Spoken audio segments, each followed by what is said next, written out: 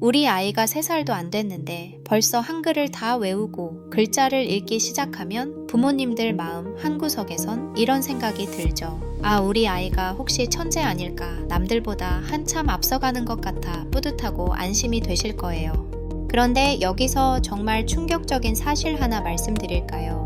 3살 이전에 익힌 이런 학업 능력들이 아이의 장기적인 성공과는 거의 아무런 상관이 없다는 연구 결과가 아주 일관되게 나오고 있거든요. 오히려 너무 일찍 한글을 깨우친 아이들이 초등학교 3학년쯤 되면 읽기 능력이 뚝 떨어지는 현상이 나타나기도 합니다. 대체 왜 이런 일이 벌어지는 걸까요? 오늘 그 비밀을 파헤쳐 드립니다. 안녕하세요. 몸소 교육입니다. 오늘은 우리 아이에게 한글을 가르치기 전에 반드시 먼저 길러줘야 할 핵심 기술들에 대해 알려드립니다. 이 영상 하나만 끝까지 보셔도 아이 조기 교육 때문에 불안했던 마음이 싹 사라지고 앞으로 아이의 공부 그릇을 어떻게 키워야 할지 명확한 기준이 생기실 거예요. 단순히 글자 몇 개 더 아는 게 중요한 게 아니라 인생이라는 마라톤에서 끝까지 지치지 않고 달릴 수 있는 진짜 실력을 만드는 법, 지금 바로 시작할게요. 학업적으로 나중에 성공하는 아이들을 수천 명씩 수십 년 동안 추적 조사해 봤더니 아주 놀라운 공통점이 발견됐어요. 유치원 때 한글을 달달 외웠던 아이들이 아니라 어린 시절에 감정을 조절하고 친구들과 잘 어울리고 좌절감을 극복하는 법을 배운 아이들이 결국 끝까지 공부를 잘하더라는 거죠. 이건 마치 건물을 지을 때 기초공사도 안 끝났는데 화려한 지붕부터 얹으려고 하는 것과 같아요. 당장은 그럴듯해 보이겠지만 실제 지식의 무게가 실리기 시작하면 그 구조물은 순식간에 무너져 내리고 맙니다. 그럼 우리가 글자를 배우기 전에 가장 먼저 가르쳐야 할 게 뭘까요? 첫 번째는 바로 아이의 감정에 이름을 붙여주는 거예요. 아이가 정성껏 쌓은 블록탑이 무너졌을 때 아이가 울고불고 난리를 치면 보통은 어떻게 하시나요?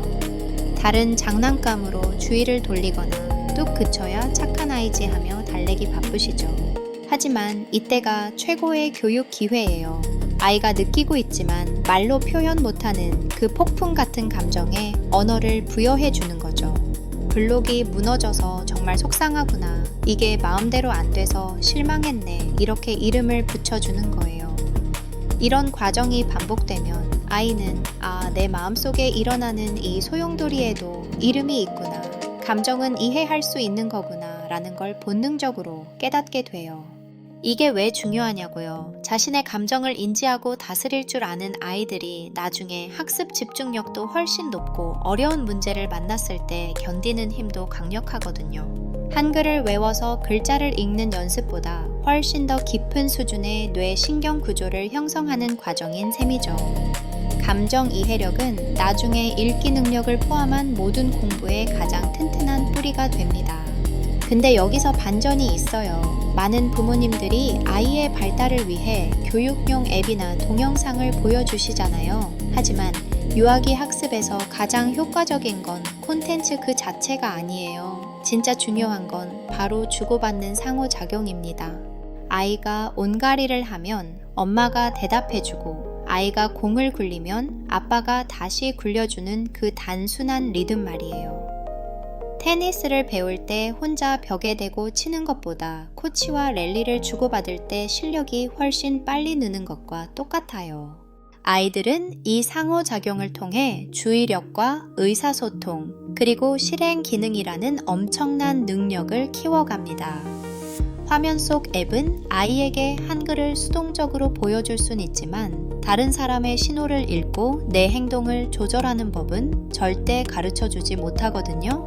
그러니 3살 전에는 낱말카드나 학습기 잠시 넣어두시고 아이와 눈을 맞추며 깍꿍놀이를 하거나 블록을 번갈아 쌓아보세요. 이 사소해 보이는 놀이가 초등학교 교실에서 아이가 선생님 말씀에 집중하고 친구와 협력하게 만드는 진짜 실력이 됩니다.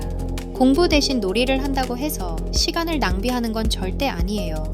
오히려 나중에 진짜 학업을 가능하게 하는 아주 단단한 기초를 다지는 과정이거든요.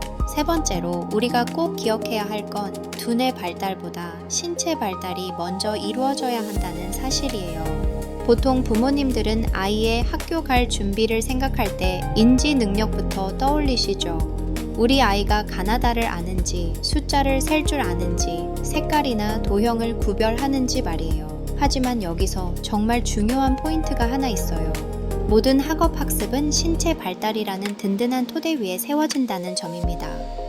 그 토대가 먼저 완성되지 않으면 아무리 좋은 지식을 부어도 금방 무너지고 말거든요. 아이가 교실에 가만히 앉아 있거나 책 페이지의 글자를 따라 읽거나 혹은 연필을 제대로 잡고 글씨를 쓸 수 있게 되기 전에 아이의 몸은 먼저 준비를 마쳐야 해요. 코어 근력과 좌우 협응력 그리고 공간 지각 능력과 감각 통합 능력이 골고루 발달해야 한다는 뜻이죠.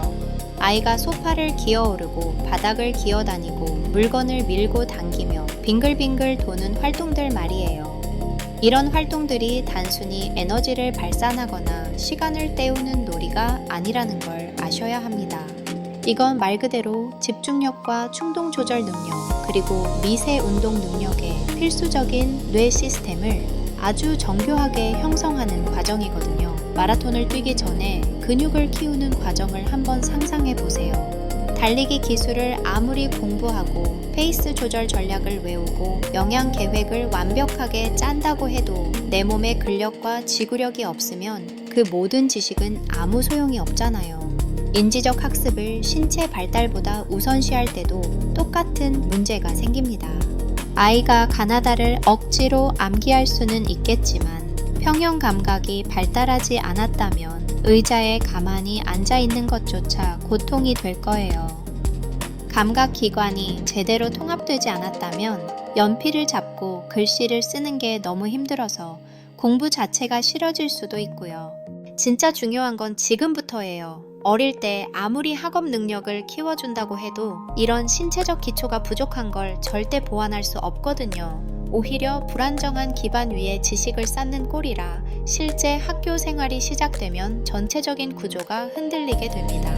그러니 아이가 기어오르고 싶어 하거나 몸을 마구 움직이고 싶어 할 때 그걸 학습을 방해하는 행동이라고 생각하지 마세요. 3살 이전에 할 수 있는 가장 고차원적인 실제 학습 과정이라고 믿어주셔야 합니다. 아이들이 마음껏 뛰어놀고 몸을 움직이며 지칠 때까지 내버려 두는 게 오히려 미래의 집중력을 키우는 지름길이에요. 네 번째로 가르쳐야 할 실력은 놀이를 통한 인과관계의 이해입니다. 모든 부모님은 내 아이가 행동에는 결과가 따른다는 걸 배우길 바라시죠. 하지만 이런 근본적인 이해는 부모님의 잔소리나 논리적인 설명으로 가르칠 수 있는 게 아니에요. 오직 직접적인 놀이를 통해서만 배울 수 있거든요. 아이가 블록을 높이 쌓았다가 무너뜨리고 다시 쌓는 과정을 반복하면서 다르게 쌓으면 결과가 달라지는구나 라는 걸 스스로 터득하는 거죠. 장난감을 숨기고 부모님이 그걸 찾아내는 과정을 보며 자신의 행동이 다른 사람에게 어떤 반응을 일으키는지 배우는 겁니다. 미래의 학습은 단순히 암기한 지식이 아니라 이런 인과관계를 파악하는 사고력에 달려 있어요. 실험 없이 화학 공식만 외우는 상황을 한번 생각해 보세요. 공식은 암기할 수 있겠지만 물질들이 실제로 어떻게 반응하는지, 왜 그런 결과가 나오는지에 대한 깊은 이해는 절대 가질 수 없겠죠. 아이들에게 직접적인 놀이 경험 없이 한글부터 주입하면 바로 이런 일이 벌어집니다. 특정 글자가 특정 소리를 낸다는 건 외우겠지만 왜 그런지 이해하고 패턴을 예측하는 인지적 유연성은 갖추지 못하게 되는 거죠. 근데 여기서 놀라운 사실이 하나 더 있어요. 5번째 비결은 바로 부모님의 침착함이 아이의 지능을 결정한다는 사실입니다. 우리는 보통 말이나 체계적인 수업으로 무언가를 가르치려고 애쓰지만 가장 강력한 가르침은 부모님의 행동에서 나와요. 특히 아이가 울고불고 난리를 치는 스트레스 상황에서 부모님이 스스로를 어떻게 다스리는지가 아이의 뇌에 그대로 복사되거든요. 부모님이 좌절감을 폭발시키는 대신 깊은 숨을 쉬며 침착함을 유지하는 모습을 보여주면 아이의 두뇌는 그 어떤 수업에서도 배울 수 없는 감정 조절의 핵심을 흡수하게 됩니다. 이건 마치 거친 파도가 치는 바다 위에 배를 타고 있는 것과 같아요. 옆에 있는 사람이 같이 공황 상태에 빠져서 비명을 지르면 나도 같이 무서워지고 결국 배는 더 위험해지겠죠. 하지만 옆 사람이 침착하게 숨을 쉬며 중심을 잡으면 내 신경계도 괜찮구나. 이건 감당할 수 있는 상황이구나 라는 메시지를 받게 됩니다.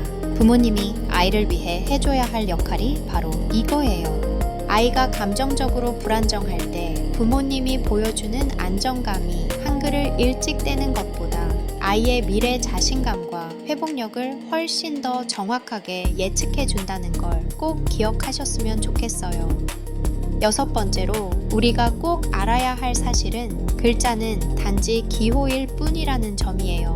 글자라는 건 소리를 나타내는 아주 추상적인 기호이고 이 소리들이 모여서 단어를 만들고 그 단어가 세상의 사물을 나타내는 거잖아요. 이건 사실 굉장히 고차원적인 상징적 사고가 필요해요. 한 가지가 다른 어떤 것을 대신할 수 있다는 걸 이해할 만큼 아이의 두뇌가 정교해져야 비로소 가능한 일이죠. 하지만 3살이 되기 전에 아이 두뇌는 글자를 배우기보다 훨씬 더 본질적인 개념들을 익히는 데 집중하고 있어요. 눈앞에 없는 물건도 어딘가에 존재한다는 사실이나 다른 사람도 나처럼 생각하고 느낀다는 것, 그리고 내 행동이 주변 환경에 어떤 영향을 미치는지를 배우는 단계거든요. 이런 상징적 사고는 보통 3살에서 4살 무렵에 자연스럽게 발달하기 시작합니다. 이런 기초가 탄탄하게 형성되기 전에 한글을 억지로 주입한다고 해서 발달 속도가 빨라지는 건 절대 아니에요. 뇌가 아직 그 기호의 진짜 의미를 받아들일 준비가 안 됐기 때문에 그저 표면적인 암기만 하게 될 뿐이죠.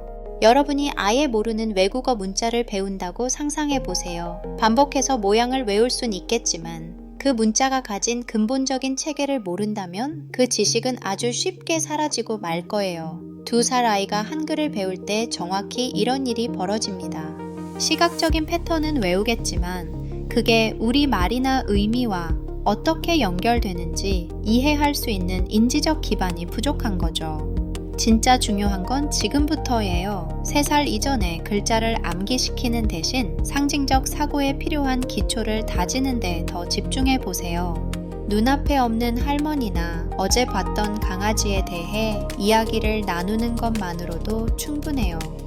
블록을 전화기라고 생각하고 전화를 받는 척하거나 상자를 자동차라고 생각하고 운전하는 놀이를 해보는 거죠. 이런 상상놀이가 바로 한 사물이 다른 사물을 대신할 수 있다는 걸 가르쳐주는 최고의 읽기 교육이 됩니다. 보통 3살이나 4살쯤 되어 이 기초가 탄탄해지면 아이는 글자를 아주 빠르게 흡수하기 시작해요. 뇌가 글자를 기존의 의사소통 체계에 통합할 준비가 되었기 때문이죠. 실제로 4살 때 글자를 배운 아이들이 2살 때부터 억지로 배운 아이들보다 초등학교에 가서 읽기 능력이 더 뛰어난 경우가 많습니다. 이건 아이가 더 똑똑해서가 아니라 글자를 배울 당시에 그걸 이해할 수 있는 튼튼한 기반이 이미 갖춰져 있었기 때문이에요. 기다리는 건 시간을 낭비하는 게 아니라 진짜 학습을 가능하게 하는 토대를 쌓는 일이라는 걸 믿으셔도 됩니다. 마지막 7번째 비결은 한글 학습이 정말로 중요한 시기를 정확히 아는 거예요. 글자 공부가 억지 연습이 아니라 즐거운 놀이가 되는 시기는 보통 3세에서 4세 무렵입니다. 이때가 되면 아이는 집중력이 좋아지고 부모님을 흉내내는 걸 즐기며 약간의 어려움도 스스로 극복할 수 있을 만큼 감정 조절 능력이 자라거든요. 이 시기에는 글자를 가르치는 게 훨씬 쉽고 자연스럽게 이루어집니다. 공을 하나도 제대로 못 잡는 아이에게 저글링을 가르치려고 하면 얼마나 힘들겠어요. 하지만 아이가 공을 꾸준히 잡을 수 있고 손과 눈의 협응력이 좋아진 뒤에 가르치면 저글링은 자연스러운 다음 단계가 되죠. 2살에 한글을 가르치는 것과 4살에 가르치는 것의 차이가 바로 이겁니다. 아이가 준비되었을 때 책이나 노래 혹은 주변 환경에서 글자를 가볍게 가리키며 놀이처럼 시작해보세요. 아이가 흥미를 보이면 따라가주고 그렇지 않더라도 곧 흥미를 느끼게 될 거라고 믿고 기다려주시면 됩니다. 오늘 내용을 짧게 정리해 드릴게요. 첫째, 조기 교육보다 아이의 감정에 이름을 붙여주는 정서 조절 능력이 먼저입니다. 둘째, 화면 속 영상보다 부모님과의 주고받는 상호작용이 뇌 발달에 훨씬 효과적이에요. 셋째, 마음껏 몸을 움직이는 신체 발달이 집중력의 토대가 됩니다. 당장 오늘부터라도 아이가 울 때 침착하게 그 감정을 읽어주는 연습부터 시작해보세요. 부모님의 평온한 목소리가 아이의 공부 머리를 깨우는 가장 강력한 도구라는 걸 잊지 마시고요. 3살 전 한글 학습에 집착하지 않아도 우리 아이는 충분히 잘 자랄 수 있습니다. 오히려 그 시간에 아이와 더 많이 웃고 더 많이 몸으로 놀아주는 것이 아이의 평생 학습 실력을 만드는 가장 빠른 지름길이에요. 오늘 영상이 아이의 교육 방향을 잡는 데 도움이 되셨길 바랍니다. 다음번에도 유익한 내용을 가지고 오겠습니다. 몸소 교육이었습니다. 감사합니다.